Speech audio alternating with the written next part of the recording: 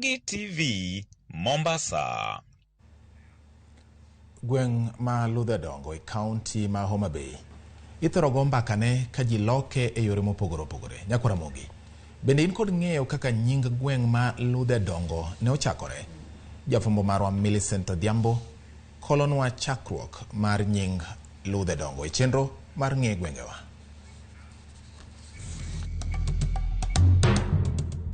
Nyako Ramogi ajuanga machiegni tielo machielo e chenro mar ng'e gwengewa. Kawuono wane gweng mar Ludhe Dongo mayudore e kaunti namba 43, mano kaunti ma Homa Bay, kamoro ni East Kagan. Ludhe Dongo, Ludhe Dongo. Iparo ni ang'o momiyo nochak kar dagni ni Ludhe Dongo? Onyalo bedo nonro mar nying ng'ato, koso tim manitimo e alworano ema miyo iluongo kae ni Ludhe Dongo. Jogweng modak kae to paro nade kata wacho ang'o e wi nonro mar nying gwengni? An nyara lego to stoch Ludhe Dongo ang'eyo matin nikech abiro kae higa 83 tayudo ka en Ludhe Dongo kaka en no, mak mana ni kaka nawinje ni ne en kama lweny ne ng'enye, ne gihinyo timo gik moko gi runge ka gigolo godo ji. Gima ng'e kuom Ludhe Dongo ni Ludhe Dongo kaka wawinjo stoche ka nikonowa, Ludhe Dongo nobedo form ni jok mane ka ne gin jok ma ne gihero lweny, ma koponi ikoso ne ng'at achiel to wang' ne gibi dhano pakarai ma gigoyi, to ne gibiro gi yiende ludhe. Koro momiyo ka noluong ni ichak ni Ludhe Dongo, mani story mang'eyo ma Ludhe Dongo ka. Ludhe Dongo kaka ng'i joma nodak ka ne tijgi tek. Jodongo makwerewa manodak ka ne gin joma ok tugo. Wasewinjo paro mopogore opogore kaka jodak lieko nonro mar Ludhe Dongo. To mana kaka jolony nowacho, ni e wi mbaka moro amora migoyo, ng'at achiel kata ji ariyo nyaka bed gadieri machiegni e winjo kuma diech Ludhe Dongo nitie.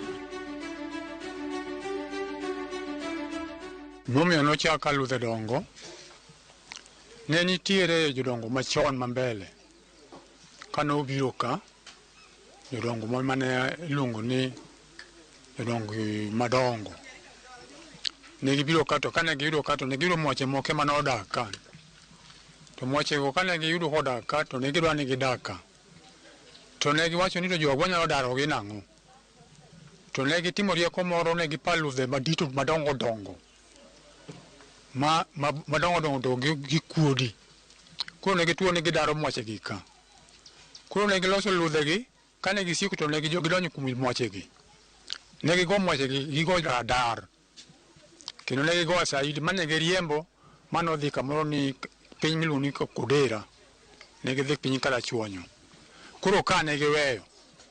Kane giselingo giweyo, emane jodongo ma wuone ma kwerewa nowacho ni aka, koro en kama ne wadare wasigu. Koro waluonge mane Ludhe Dongo. Koro emane gibedo gi Ludhe Dongo ka, luth madongo dongo mane gigogo ji. Emomiyo ka story nobedo ni Ludhe Dongo.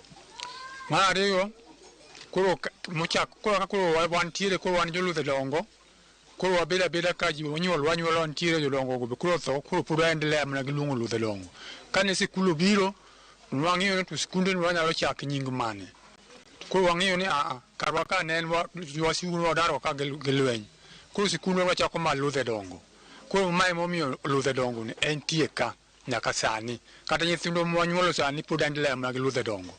Karwa ka kaka wang'ere, wan mokwongo ne wan joma mane mbele kacha ne joma kiny.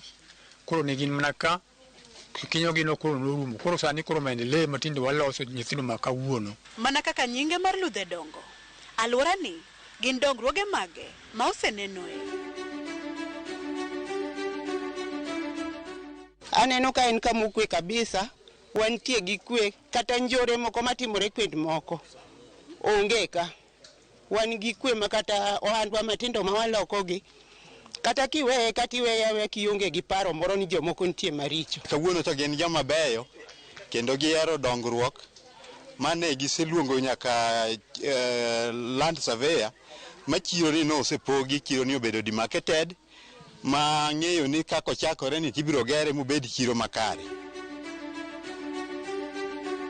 Mana kamano nyakoro Ramogi Ajuang kama wachopeno ageno ni nondo mar Ludhe Dongo odongo kod yo makare kendo koring'eyo ni jodongo mane chwado ganda matimbe gi ne yombe kod ludhe madongo mondo riegi sani ng'iyo mana dongruok mar Ludhe Dongo. Erokamano kuom bedo kodwa e chenro ni warom juma manyien kuma biro duogo kod nondo mar gweng' machielo. Ne an jata chenro mari Millicent Adhiambo.